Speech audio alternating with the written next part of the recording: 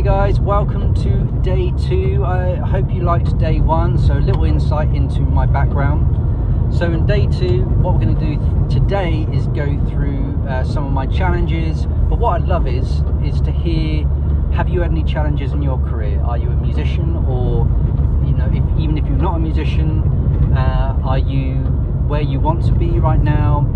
Just send us a reply. You can send us a Loom message, however you like. So for me, I've got 5 different points in my career so far that I kind of look back on and reflect. And I'd say the earliest memory I have of this is my granddad telling me I'm not going to be able to make it, I'm not going to be able to do it. And I was in my sort of, I call it early 10s, so maybe probably 10 or 11. And he asked me to play the theme tune to Only Fools and Horses, which is a TV show from the UK, if you've never heard of it. And the thing is, he threw me notation, and I was just learning it. And the thing is, when you throw someone like that, you're not only trying to learn it, you tense up at the same time. And I did both. And so I started reading it and trying to play it, and it just fell apart. And he knew it was not very good, and he kind of made this sort of brash comment. And it's weird, as a child, these things stick with you. They stick with you forever. But it wasn't until I went to university and I did a concert, I came out of that concert, and he said to me, I take that back from when you were younger. And no one around us, other family members, had any idea what we were talking about. But I knew exactly what you were talking about, and we had a hug, and we hugged it out. And it's just one of those moments where I had that hurdle, and then I got closure for that. And those kind of things stick with me now. So especially when I'm talking to my children and they're trying to get into things. Everyone is a beginner at some point in anything, and you've got to fuel them. You've got to light the fire. And he kind of did it in his way, because it fueled me on even more, but I just wish it wasn't as brash. So that was number 1. Number 2 was I had a guitar recital, and this was at college, and this, I think it was like grade 5 rock school. And in that grade 5 exam, I decided in the period, I bought this like ridiculous Ibanez guitar, and this is when I just discovered Joe Satriani, and I wanted my guitar to look like his, and it was luminous yellow. It was disgusting. So I bought this crazy luminous yellow guitar, and then I decided to get a torch, and I burnt all of this paint off, and I obviously took out all the electrics. And it was crazy. I'm sort of thinking about it now. Why did you do that? Why didn't you get a professional to do it? But it's just one of those things that you do. And so anyway, I went to go and put all the electrics back together, and I turned up at the exam and nothing worked. And it's the worst thing you can have when you're doing an exam or a performance. I mean, I've had many things before where I've done a performance.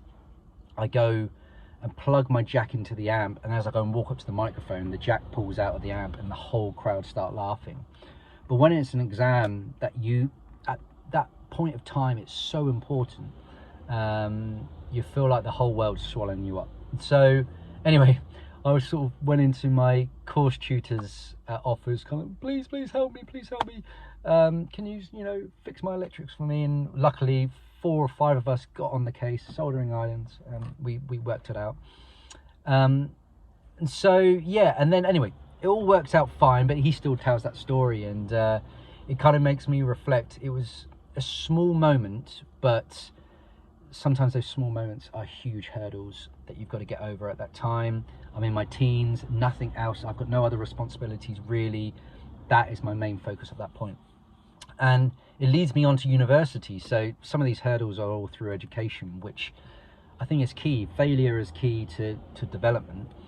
And story 3 was during a guitar recital, again, in my 2nd year of university, I decided to do some 80s arrangements on solo guitar. And these 80s arrangements were like Time After Time. They were what else did I do? Kate Bush. I did lots of different ones. And one of them, I can't remember what the track was, but I decided to pick up a cheap nylon guitar. So I was going to do a nylon guitar arrangement, and then halfway through the track I wanted to do this drum solo. So I decided, right, smart enough, not really smart, I decided to carve a hole at the back of a nylon guitar and then get my mate's snare drum, stick it at the back and try and tape it on, I think it was gaffer tape or something ridiculous. I ruined the guitar by this point, ruined all the acoustics, and then what I wanted to do, is play this nylon piece, turn it over, do the drum solo, turn it back over, and then play the rest of the piece. And I thought this would be like, you know, revolutionary in my crazy mind. Didn't work out like that at all.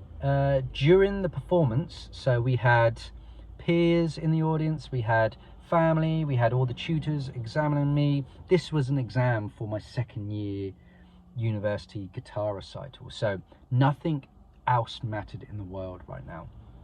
And so anyway, started playing this track. I also had bandmates on the stage because they were helping me with a few other tracks. Turned the guitar over for the drum solo, went to hit the drum skin, and as I hit the drum skin, all the clips that hold the snare skin together started just pinging off in all directions, hitting all the other bandmates. It was ridiculous. And then it started sounding like a whoopee cushion, and it was like you start sinking into the stage at that point. It's like one of those where you're like, I've lost my keys, or I've lost my wallet, or I've lost my phone sort of moment. You're like, but you can't express that to the world. You have to carry on as a professional. From there I then went into the office the next day, and it was like silence for like 10 seconds that felt like 10 minutes. We both knew it was rubbish. I knew I was going to get a terrible mark, but it was one of those sort of sink or swim moments. I came out of the office and I was like, do I carry on, or do I just sort of pack up and, you know, and then carry on with another angle? I didn't go into fingerstyle straight away, because I thought, right, if you're going to go and do this, research as much as possible first, go into it, discover some YouTube channels, and Annie McKee popped up, and Candy Rat, and all these other guys started popping up. And in the meantime, I was doing sort of singer-songwriter stuff, but it wasn't until I did a singer-songwriter gig in central London I felt more like an entertainer than a musician. So I decided to pack up the rock pop singer-songwriter John Hart, which had an album and 2 EPs, and just scrap them. And so I then took 2 years out to carve out this fingerstyle act, and I wanted to add singing over the top of it because I'm already a singer-songwriter. So it was blood, sweat and tears for 2 years, equivalent to a master's degree. But at the end of it, I came out with an EP, Defuse, and then I haven't looked back then. And it's one of those where just go with your gut, go with your instinct. You can have a huge, what you think is a huge failure, but actually you can blossom out of it. So failure comes success, and that's how I took that story. So that's story 3. Story 4 was is a business story. So I had a wedding business. Like most musicians, we create authentic art, but we have to make a living as we're doing it. And I had this wedding business, and I won multiple awards, national, regional in the UK, flying on a crest of a wave, top of Google for like keywords like wedding musician and things. Not something I'd announced in my fingerstyle singer-songwriter world, but on the other world, I was like, yeah, I'm, you know, completing something. I'm doing really good at something. And then I had my second spout of management, and, you know, they suggested I separate my John Hart act and my wedding act, because I had my wedding act as a page on there. And I decided to do that, but in the this was around the time that my son was born, so I was sleep deprived, and that's why I was looking for a manager, because I needed help at that time, because I couldn't juggle everything. So I decided to create a new website, which I did, and at 11 o'clock at night, which I don't suggest you ever do, don't make any decisions at 11 o'clock at night, I deleted my wedding page, forgetting that all the Google algorithm spiders connect everything together. And so I only realized this the next day once I did that. And within 24 hours, I'd lost half my business. I was getting like 40 organic weddings a year, and that was through the wedding page. And then it took me a year and a half to repair it, and I only got up to 15 weddings a year. And I decided to kind of almost knock it on the head and then proceed with this online mission, which I've been doing for about 2 or 3 years now. And so again, I felt like a failure. I had family. I've still got, I had family at the time. I had mortgage. I had all these things built up against me. But one failure can lead to a silver lining, and that's what this online thing's doing for me there. But obviously this year and a few years ago, it leads me on to story 5, which is mental health. And I've had, battles with that. My whole family I have, and I think a lot of musicians do. We're like yo-yos a lot of the time, and I kind of want to get rid of the stigma, especially males, that we don't suffer from this, but we do. And I've written songs like Lost at Sea and many others around this subject, and I think it's key to speak out, because otherwise you're locked in, and we are like that at the moment anyway. So mental health, I had a real bad stage of it this year. I got out of it, like I had family around me, and then I had other mentors and I had friends and things as well pull me out of it. But I've used music as medicine for that, and it's been really, really key. So those are kind of 5 stories, 5 hurdles. They're not all of them, but they're, in my mind, sort of key life stones, how I've been able to sort of get through. And I'd love to hear, have you got through challenges yourself? Is it music related, or is it career related? Let me know. Send us an email reply, or you can use loom.com, a really great platform for shooting a video really quickly. But yeah, again, if you've gone through all those hurdles with me, or any one of those, thank you so much for your support, and thank you so much for your supporting my music.